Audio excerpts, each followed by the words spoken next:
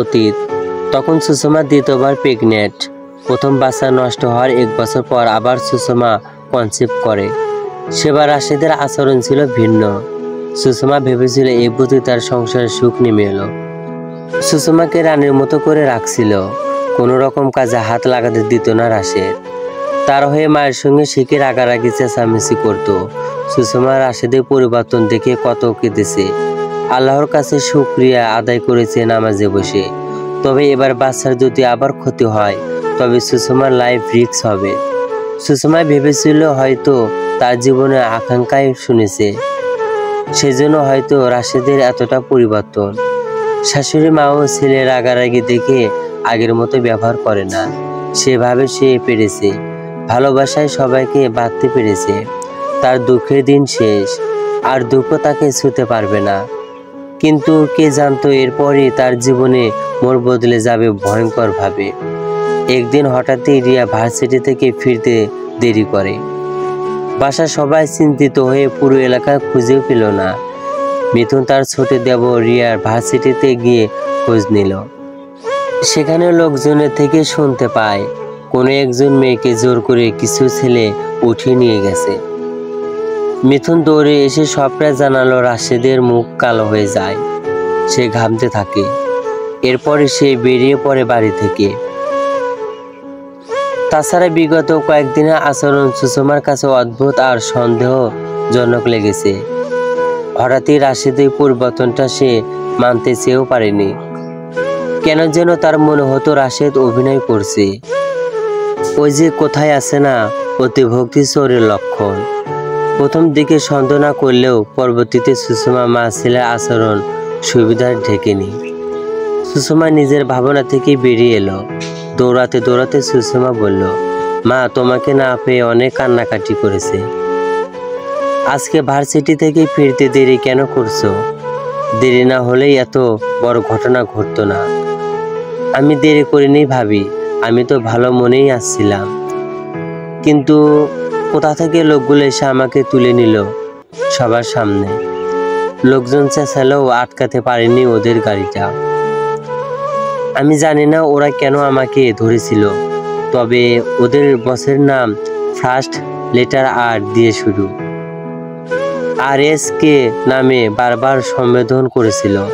সুষমার মাথায় তখন অন্য কিছু খেয়াল করেছিল। সে কুজো বুড়োটা হঠাৎই সোজা কিভাবে হলো সে লক্ষ্য করেছিল।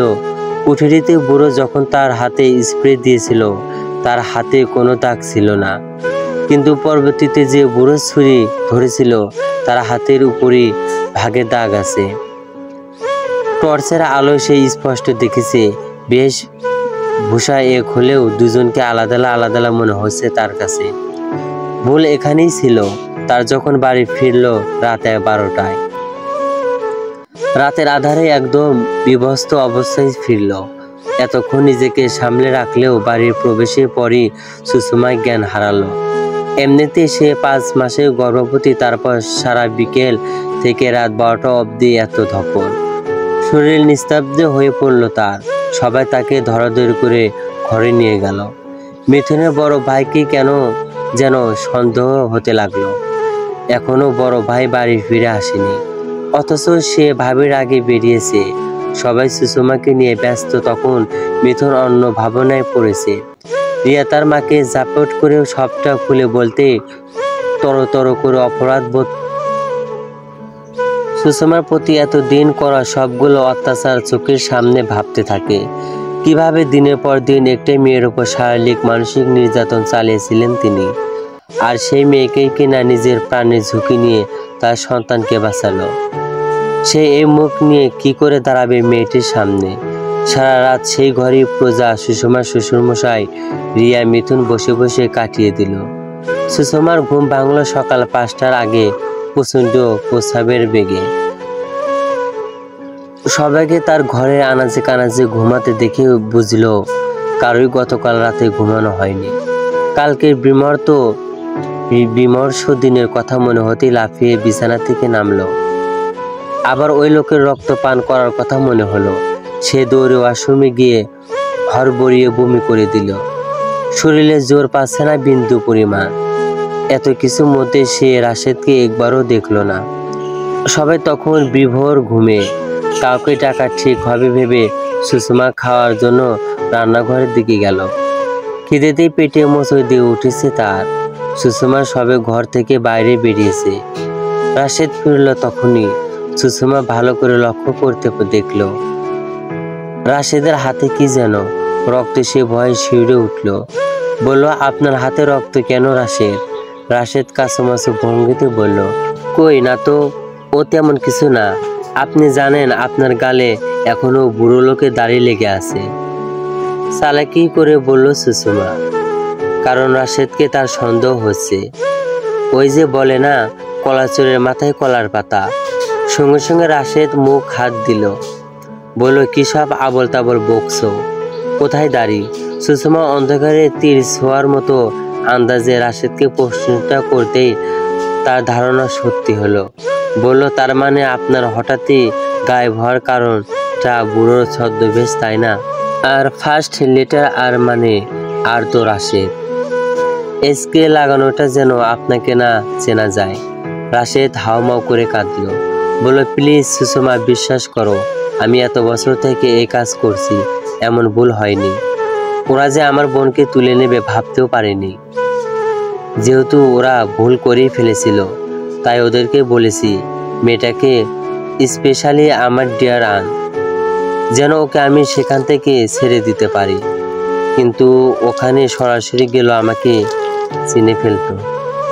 রিয়া বোনের কাছে এরূপ প্রকাশ করতে চাইনি বলে বুড়ো ছদ্মবেশ নিলাম, কিন্তু দেখি তুমি এই পর্যন্ত পৌঁছে গেছো, তাই তোমাকে বিশ্বাস করাতে বানিয়ে আজে বাজে সব গল্প বলি স্প্রে আমি নিজে বানিয়েছি। সুষমা বিমস্ত হয়ে বলল, এতদিন মেয়েদের গায়েব হওয়ার কারণ তার মানে আপনি? এত খারাপ আপনি? নিজের বোনকেও ছাড়লেন না, আর আপনি আপনার ভাড়ার লোকগুলোতে মেরে দিয়েছেন কেন? ও বুঝেছি, আপনি মেরে দিতেন বললেই খুনি অবধি পৌঁছাতে পারেনি পুলিশ, কারণ ওই বুড়োটাই মানে আপনি সবাইকে মেরে ফেলে। আমি মারিনি, আমি মারতে গিয়ে দেখি কেউই আমার লোকগুলো মেরে কুচি কুচি করে ফেলেছে। আমার বোনকে তুলে নেওয়া আমার চরণরাগ হয়, তাই ওদের মৃত দেহকে কুপিয়ে দিয়েছি। সুষমা হাঁটু ভেঙে পড়ে গেল, কান্নায় ভেঙে পড়ে বলল, এতদিন তবে আমি একটা খুনি মেয়েবাজ লোকের সঙ্গে সংসার করেছি। এতদিন জানতাম আপনি বর্ণ, কিন্তু এখন দেখছি আপনি তার থেকেও নিকৃষ্ট। নিজের বোন অন্যের বোন বুঝি ফেলে না। আমি এখনই পুলিশ স্টেশনে গিয়ে সব বলে দেব। কোথায় যাবে না তুমি? আর যদি তুমি বলে দাও তবে তোমার বাবা মায়ের আশা ছাড়তে হবে। নিশ্চয় তুমি বুঝে গেছো আমি ঠিক কি? সুষমার পিলে চমকে উঠে সেও অশ্রুসিক্ত রোশনে দেখলো মানুষ নামক তাকে।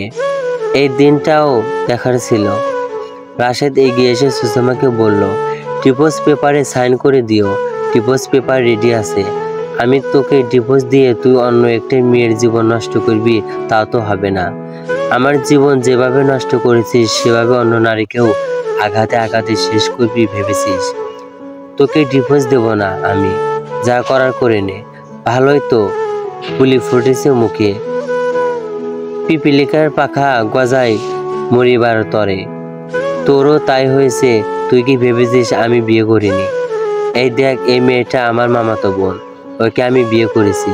যদিও ওদের সঙ্গে আমাদের অনেক দিন সম্পর্ক ছিল না, তবে এখন আমি ওকে বিয়ে করে সম্পর্ক ঠিক করে নিয়েছি। রাশেদ একটা মেয়ের ছবি দেখিয়ে এই চরম সত্যিটা বলল। সুষমার আগে কাঁপতে থাকে, সর্বাঙ্গনে আগুন ধরে যাচ্ছিল। একটা মেয়েকে দিনের পর দিন টেনে টর্চার করার ফলে এমন রংতে ক্ষোভ জমা হতে থাকে। একবার বহির্ভূত হলে বারবার সেটা পরিবর্তিত হতে থাকে। রাগে হেতাহিন্তগোনা শূন্য হয়ে সে প্রথমবারের মতো রাশেদকে আঘাত করতে থাকে। পরপর থাপ্পড়ের জোড়া ছিল অনেক। সুষমার আগে কোমরের কাছ থেকে ছুরি নিয়ে আঘাত করে। রাশেদের ডান হাতে লাগে। রাশেদ রেগে সুষমা কাছে থেকে ছুরিটা কেড়ে নিল। সুষমা আওয়াজ করতে গিয়েও পারল না। সুযোগ পাওয়ার আগেই সারিয়া আসলে তার মুখ বেঁধে দিল রাশেদ। শ্বাস রোধ করে অজ্ঞতা করে টানতে টানতে নিয়ে যাচ্ছিল। শব্দ হচ্ছিল বলে কোলে তুলে নিয়ে গেছিল ছাদে। বাড়ি কেউই তখন জেগে ওঠেনি। ভোর 5টা শহরে কেউই জেগে ওঠে না। হাত বেঁধে মুখও বেঁধে দিল রাশেদ। ছাদের ট্যাঙ্কে ফেলে ট্যাঙ্কির ঢাকনা লাগিয়ে দিল। তখন জলের ট্যাঙ্কও খালি, পানি শেষ হয়ে গেছে। রাশেদ সুষমাকে ফেলে নিতে এসে সবুজে নিঃশ্বাস ফেলল। এদিকে সুষমা হাত পা বাঁধা অবস্থায় পড়ে রইল ট্যাঙ্কে। পানি যখন পড়াতে লাগলো সুষমা মুখে, তখন তার জ্ঞান ফিরল। সে অনেক কষ্টে দাঁড়িয়ে পড়ল। তার বুঝতে সময় লেগেছিল সে কোথায় আছে। জল পড়তে দেখে সে বুঝল জলের ট্যাঙ্কে আছে সে। তার হাইটে সে ট্যাঙ্ক বড়। জল নাক বরাবর উঠলে সে শ্বাস রোধ করে মারা যাবে। দু চোখ বেয়ে টপ টপ করে জল পড়ছিল তার। দম বন্ধ অবস্থায় সে পড়ে রইল আর দুই পা দিয়ে অক্লান্ত ভাবে শব্দ করতে লাগলো। থমথম শব্দের সঙ্গে ছাদ ভরে গেল। এখানে কেউই ছিল। এদিকে জল পড়তে পড়তে ভরে উঠতে শুরু করেছে ট্যাঙ্ক। নিশ্চয় রাশেদ যাওয়ার পথে মোটরস অন করে গেছিল। 10 মিনিটে প্রায় অনেক জল ভর্তি হয়েছে। দেখতে দেখতে গলা অবধি জল আসলো। সে প্রাণপণে লাফিয়ে লাফিয়ে মাথা দিয়ে ঢাকনা আওয়াজ করতে লাগলো। মাথা ফেটে রক্ত গড়িয়ে পড়ল তার। সে রক্ত রঞ্জিত লঙে ট্যাঙ্কের পানি শেষবার চোখ বন্ধ করা ঘন কালো পরে মনে হলো ট্যাঙ্কের ঢাকনা খুলে গেল। বর্তমান সবাই জানে আমি 10 বছর সংসার করে সংসার ত্যাগ করেছি, কিন্তু না, আমি 5 বছরের মাথাতেই রাশেদের সঙ্গে সংসার ভেঙেছি। জানেন আমি আলিফ, আমি কখনোই এই ব্যাপারটা কাউকে জানাইনি। হঠাৎ আমাকে জানানোর কারণ? সুষমা রহস্যের হাসি হাসল। বলল, কারণ ওই দিন যে বুড়োর সঙ্গে আমার আলাপ হয়েছিল তার একজনের খোঁজ পেয়েছি। আলিফ ঘামতে ঘামতে বলল, সেই বুড়োটা কে? আপনি ঘামছেন কেন? ফুল পাওয়ারে এসি চলছে তবুও না ঘামছে না তো? আপনার ডান হাত খানা দেখি।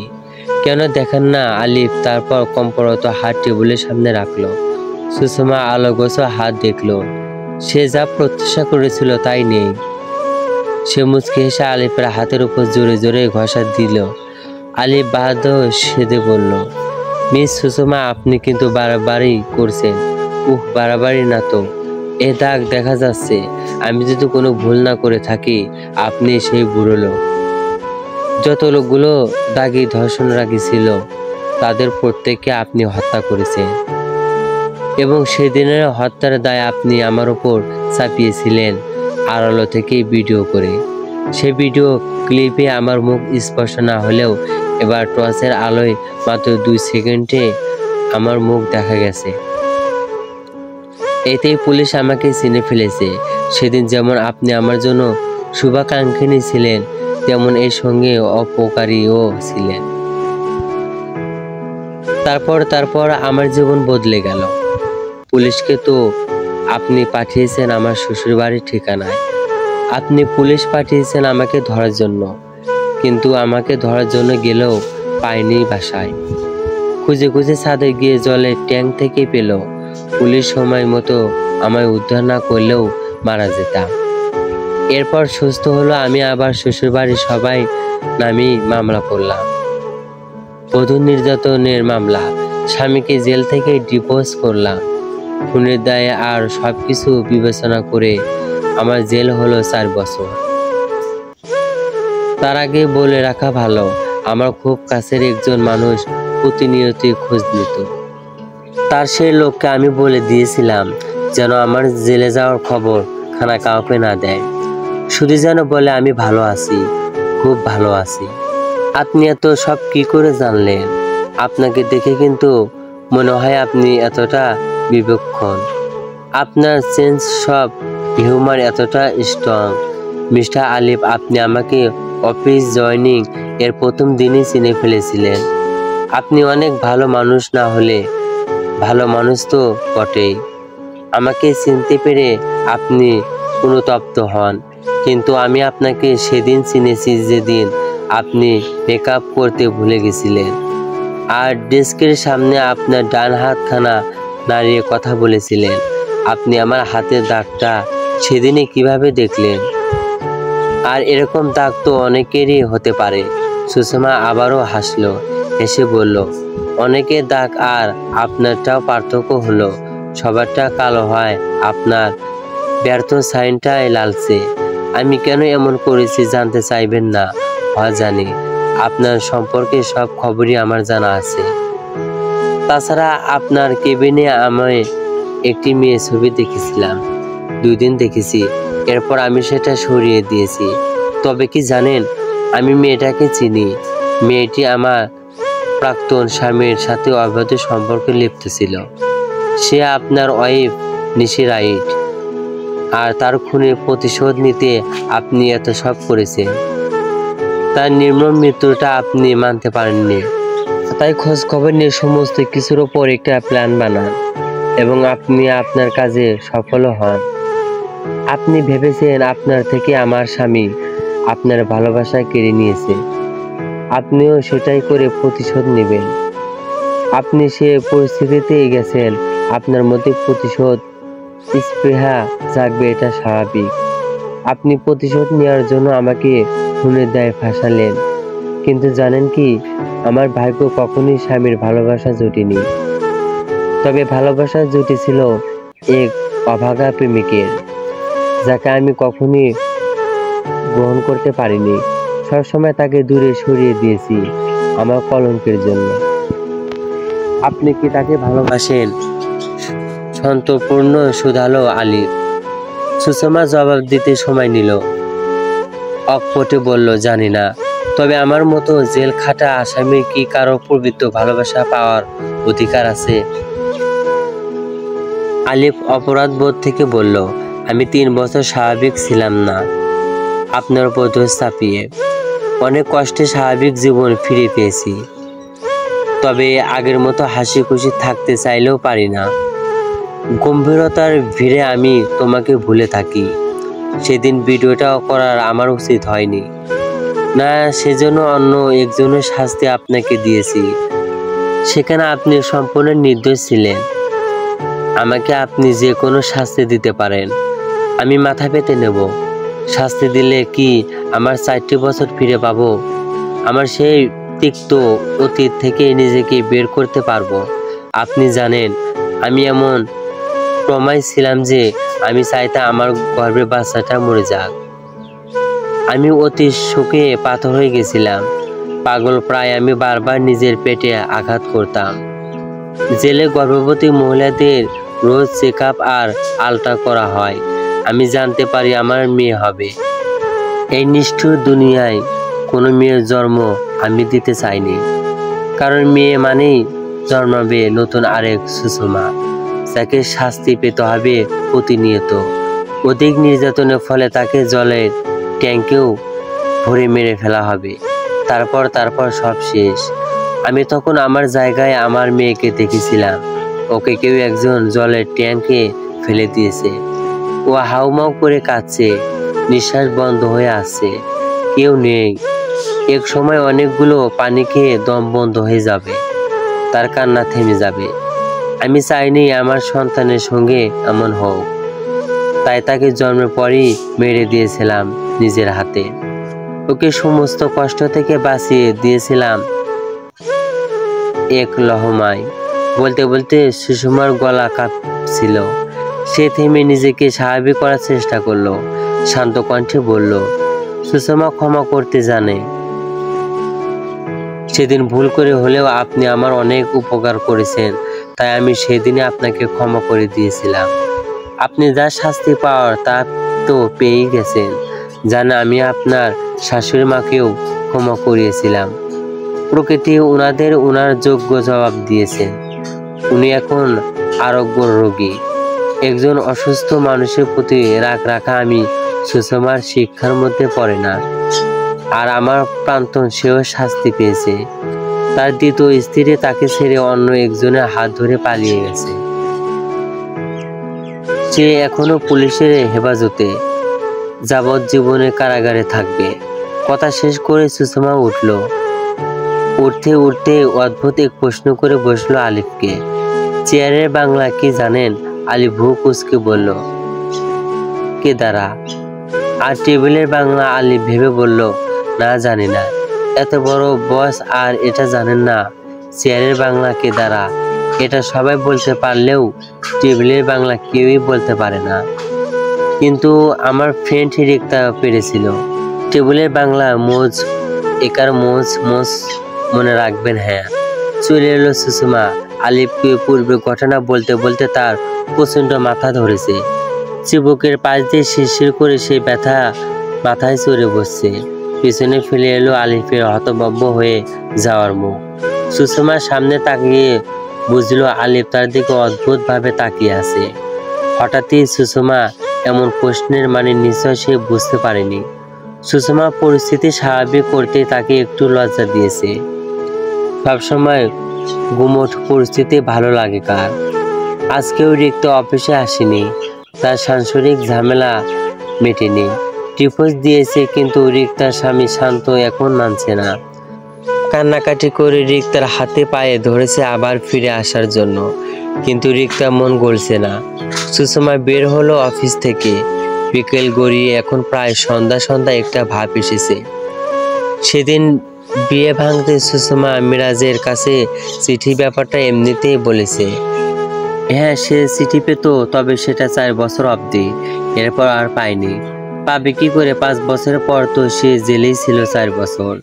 সেখানেই 4 বছর কাটিয়ে নিজ গৃহে ফিরেছিল। বাবা মাকে সত্যি জানাতেই তারা হাহাকার করেন। বাবা সে মুহূর্তে স্ট্রোক করে প্যারালাইসিস হয়ে যায়। মেয়ের প্রতি এত অন্যায় করেছেন বুঝতে পেরে সইতে পারেনি। সুষমা ধরেই নিল তার জন্যই বাবার এই অবস্থা। তার অপরাধে বোঝা বাড়ল। মায়ের ইমোশনাল কথায় বিয়ের জন্য পাত্রের সামনে তো যেতেই হবে। সে আড়ালে গিয়ে পাত্রকে মুখের উপর রিয়েকশন লেটার ধরিয়ে বুড়ো আঙুল দেখাতো। কিন্তু মিরাজের প্রতি সে কঠোর হতে চেয়েও পারে না। উপরে উপরে কঠিন কথা শোনালেও ভেতরটা সারকার হয়ে যায় তার। মানুষটা এতটা চড়া ব্যবহার তার থেকে প্রাণ্য না। হঠাৎই রাস্তায় একটা ছোট্ট বাচ্চাকে দেখলো সে। বাচ্চাটি খুব সুন্দর, লাল টুকটুকে ফ্রকের সঙ্গে ছোট কালো রঙের একটা প্লাজো পরানো। সুষমা ভেবে পেল না, এই এতটুকু বাচ্চা যে সবে হাঁটতে শিখেছে তাকে কেন প্লাজো মতো এক ড্রেস পরাবে? বাচ্চাটি যদি প্লাজোতে পা বেজে এখনই মুখ ধুবড়ে পড়ে, তখন সে যেন বাচ্চাটির মধ্যে তার সেই সদ্য জন্ম নেওয়া ছোট্ট ফুটফুটে মেয়েকে দেখতে পেল। মনে হয়েছে তার দিনে মা মা করে বাচ্চা মেয়েটি ছুটে আসছে, হাত বাড়িয়ে কোলে ওঠার জন্য বায়না করছে আর বলছে, মা তুমি এমন কেন? দেখছো তো আমি হাঁটতে পারছি না, কোলে নাও। কত নিষ্ঠুর তুমি! সুষমা 2 চোখ ঝাপসা হয়ে গেল। সে না চাইতেও সে ফুটফুটে বাচ্চাটিকে ধরে কোলে নিয়ে উঠল। মেয়েটি টুকুর টুকুর করে তার দিকে সুন্দর মায়াবী চোখে তাকিয়ে আছে। তমন্ধে কোনো এক মহিলা এসে বাচ্চাকে তার কোল থেকে নিয়ে চলে গেল। যাওয়ার আগে অবশ্যই তাকে ধন্যবাদ দিয়েছিল বাচ্চাকে ধরার জন্য। সুষমা অফিস থেকে বাড়ি এসে দেখলো তার মা কান্না করছে। সে ছুটে গেল বাবার ঘরে। কালিমা বেগম তেল মালিশ করতে করতে বললেন, দেখ না মা, তোর বাবা কেমন যেন করছে। হঠাৎই তার শ্বাসকষ্ট বেড়েছে। সুষমা হাতের ব্যাগ ফেলে দিক বেদিক হয়ে ডক্টরকে কল করলো। ডক্টর আসতে দেরি হবে। তখন তার বাবা ইশারায় কি যেন বলতে চাইছেন। হাতের ইশারাটাই কালিমা বেগম বুঝলেন। তিনি তড়িঘড়ি করে কাগজ কলমে এনে দিলেন। স্ত্রীর দিকে তাকিয়ে রহিম মিয়া বাম হাতে সেই কাগজে এলোমেলো করে কি যেন লিখলেন। সুষমা কিছুই বুঝতে পারল না কিছু কি হচ্ছে। সুষমার বাবা বিড়বিড় করে তওবা পড়ে স্ত্রীর হাতে শেষ নিঃশ্বাসে ছেড়ে দিলেন। সুষমা শোকের পাথর মতো বসে রইল। কালিমা বেগমের কান্না শুনে পাড়া প্রতিবেশী কয়েকজন এসে দেখে গেল। মিরাজের পরিবারের সবাই এসেছে। সুষমা একভাবে বসে আছে। মিরাজ তার বোন আখিকে পাঠালো সুষমার কাছে। কিছু না বলে শুধু বসে রইল আখি। দাফন কার্য দ্রুত সম্পাদনা করা হয়েছে রাত 8টার মধ্যেই।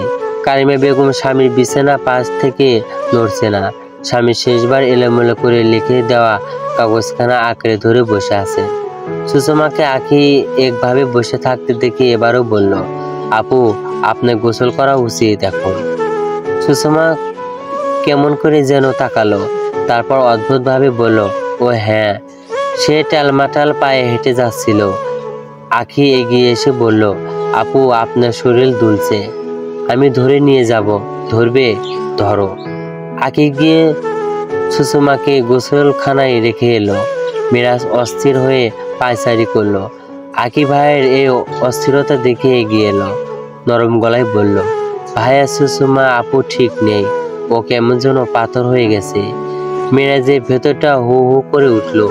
সুষমার এই কষ্ট সে দেখতে পারছে না। সে সুষমার জন্য অপেক্ষা করলো।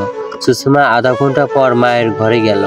সে স্বাভাবিক, যেন কিছু হয়নি। কারিমা বেগম কাঁদতে কাঁদতে ক্লান্ত হয়ে ঘুমিয়ে গেছেন, হাতে তখনও ধরে রাখা কাগজটা। সুষমা ধীর স্থির ভাবে কাগজটা নিল। কাগজে 3টি শব্দ এলোমেলো ভাবে লেখা। সে কাগজ হাতে এক ছুটে বাড়ির পিছন এসে পড়ল। এখান থেকে কবরস্থান বেশি দূরে নয়, সুষমা চেনে। মিরাজ সুষমার পিছনে পিছনে ছুটে আসছে। সুষমা জানে না সে এতটা দ্রুত কিভাবে দৌড়ে আসছে। শৈশবে বাবার কথার প্রতিধ্বনি বারবার তার কানে বাজতে লাগলো। কবরস্থানে আসতেই সুষমা পা থামিয়ে দিল। নতুন কবরটা দেখতেই থমকে গেল সে। হাতের কাগজটা সেখানে পড়ে গেল। ঘরের মধ্যেই কবরের কাছে গিয়ে হাঁটু গেড়ে মাটিতে বসে পড়ল। নিঃশব্দে চোখে জল গড়িয়ে পড়তে লাগলো।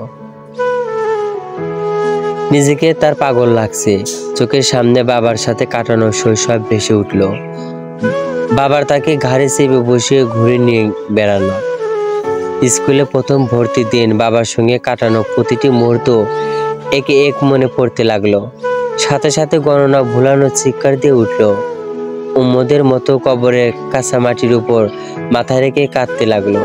পিছন থেকে মিরাজ আর তার বোন আঁখিও এলো। মিরাজ ইশারা করলো আঁখিকে যেন তাকে ধরে টেনে নিয়ে আসে। আঁখি টেনে নিয়ে আসতে চাইলো, কিন্তু সুষমাকে নড়াতে পারল না। মিরাজ ভেবে পেল না এই পাট কাঠির মতো শরীরে এত জোর এলো কিভাবে। উন্মদের মতো ব্যবহার করছে সুষমা।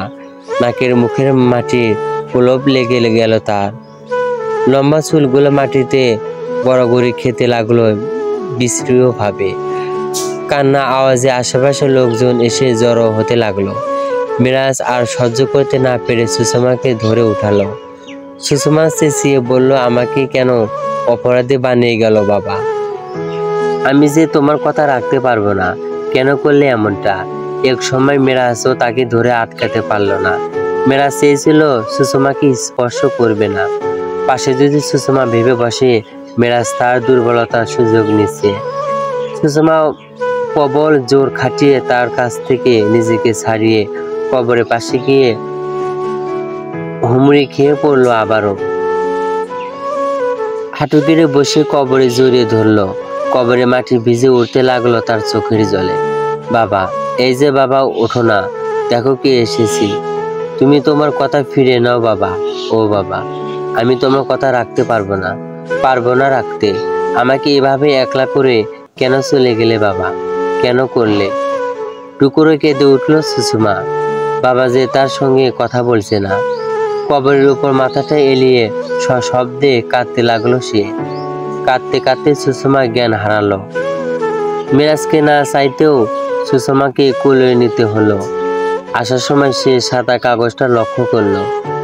আঁখিকে ইশারা করতেই সেটা উঠিয়ে নিল। সুষমার শরীরের সর্বোচ্চ তাপমাত্রা যেন মিরাজের শরীরেও ছড়িয়ে পড়ল। ঘুমের ঘরে সে আবারও স্বপ্নে দেখলো সেই সাদা পিনেস গাউন পরা বাচ্চা মেয়েটিকে। আজকে বাচ্চাটি অন্য দিনের তুলনায় হাসি খুশি। সুষমার ভীষণ ভালো লাগলো। সে বাচ্চাটিকেও প্রথমবারের মতো স্পর্শ করলো। বলল, তুই আমার উপর রেগে নেই তো? আজকে তোকে খুব খুশি লাগছে। অন্যদিকে তো গোমরা করে রাখিস মুখ। মা, আজকে আমার অনেক খুশির দিন। অবাক হয়ে শুধালো সুষমা। হ্যাঁ, খুব খুশির দিন। আমার মায়ের বিয়ে হবে, আমি খুশি হব না? নানু ভাইয়ের সঙ্গে আমার দেখা হয়েছে জানো, নানু ভাইও চায় তুমি সুখী হও। বিয়ে করলে আরো একটা জীবন নষ্ট হবে। তুই কি চাস সেটা মা? জীবন নষ্ট হবে কেন? তুমি বিয়ে করে নাও, তোমার জীবনে আমি আবারও আসবো, আবারও তোমার কোলে ফিরবো, কিন্তু আবার যেন আমার সেই দম বন্ধকর মৃত্যু দিও না। খুব কষ্টের মৃত্যু আমি চাই না। সুষমার ঘুম ভাঙলো ভোরবেলায় এই স্বপ্ন দেখে। ঘুমে যুবদুবু সারা শরীর। সুষমা তার মেয়েকে এর আগেও স্বপ্ন দেখেছে, তবে আজ স্বপ্ন ভিন্ন। তার কেমন যেন অস্থির লাগতে শুরু করলো। চোখ ভালোভাবে মেলাতেই দেখলো আগে তার বিছানার পাশে বসে ঘুমাচ্ছে। সুষমা নিঃশব্দে উঠে বাইরে বেরালো। মায়ের কাছে যেতে হবে, না জানি মায়ের কি অবস্থা হয়েছে। প্রচন্ড মাথা ব্যথা নিয়ে সে হেলতে দুলতে দরজা খুললো। দরজা খুলে অবাক হয়ে গেল সে। মেরাজ দাঁড়িয়ে আছে, সে কি সারা রাত এখানেই ছিল? সুষমাকে বেরোতে দেখে মেরাজ অস্থির হয়ে ইশারায় জানতে চাইলো কেমন আছো। সুষমা জবাব দিল সে ভালো আছে। সে মায়ের রুমে গেল। মা বাবার জায়গাটায় শুয়ে আছে। সুষমা গিয়ে মাকে জড়িয়ে ধরে শুয়ে রইল। কারিমা বেগম নিঃশব্দে চোখের জল ফেলছে। মেয়ের বুকে নিয়ে বেশ বেলা অবধি শুয়ে রইলে। সুষমার বাবার মৃত্যু 2 মাস পর সুষমা গেল মেরাজের সঙ্গে দেখা করতে। মেরাজ বেশ অবাক হলেও প্রকাশ করলো না। তারা একটা ক্যাফেতে বসলো। সুষমা কফি অর্ডার দিয়ে মেরাজের দিকে শান্ত চোখে তাকিয়ে রইল। মেরাজ টেক্সট করলো, হঠাৎ জরুরি তলব, বাবার শেষ ইচ্ছাটা পূরণ করতে চায়। কি হচ্ছে আপনি বোধহয় জানেন। দেখো সুষমা, তোমার বাবা তোমাকে তার শেষ ইচ্ছা জানিয়েছেন। আমাকে তো তিনি ধরা বাঁধা করে বলেননি, আমাকে তো মানতে হবে না, তাই না? তুমি যদি আঙ্কেলের এর কথা রাখতে আমায় বিয়ে করতে চাও, তবে আমি বলবো সেটা করো না, কারণ আমার কাছে তোমার ইচ্ছের দাম সবচেয়ে বেশি। আমি চাই তুমি মন থেকে সিদ্ধান্ত নাও। আমাকে মন থেকে মেনে নিতে পারলেই বিয়েটা হবে। আমার কাছে বাবার এই 3টি শব্দের ভার অনেক। সুষমা, বিয়ে করিস, বাবার শেষ চাওয়া। আপনি না চাইলেও আমি অন্য কাউকে বিয়ে করে নেব, নো প্রবলেম। মেরাজ তো সুষমার আরো একটু কাছাকাছি যাওয়ার জন্য এভাবে বলেছে, তাই বলে সুষমা অন্য কাউকে বিয়ের কথা ভাববে? মেরাজ কিছু না বলে হনহনিয়ে বেরিয়ে এলো কফি শপ থেকে। সুষমা খানিক হাসলো। সে জানে একটু পর মেরাজ মেসেজ লিখবে, হলেও তাই। মেরাজ মেসেজ করছে, অন্য কাউকে বিয়ের ব্যাপারটা মাথা থেকে নামিয়ে নাও। আমি স্যার অন্য কাউকে বিয়ে করতে চাইলেও ঠ্যাং ভেঙে দেব। সুষমা লিখলো, আমার সোনা বাংলা। পরের লাইনটা যেন কি? মেরাজ হেসে ফেলে। লিখলো, আমি জানি না, তুমি বলো তো দেখি। কফিতে চুমুক দিয়ে সুষমা লিখলো, সর্বনাশ, বাংলাদেশের নাগরিক হয়ে এটাই জানো না? বলুন, আমার সোনার বাংলা, আমি তোমায় ভালোবাসি। সমাপ্ত। আমি তোমায় ভালোবাসি। গল্পটি যদি ভালো লাগে চ্যানেলটি সাবস্ক্রাইব করবেন, নতুন গল্প পেতে বেল আইকন ক্লিক করবেন ও গল্পটি শেয়ার করবেন যাতে সবার কাছে তুলে ধরতে পারি। তো এরপরে ভালো ভালো গল্প নিয়ে আপনাদের মাঝে আসবো। ধন্যবাদ। আল্লাহ হাফেজ।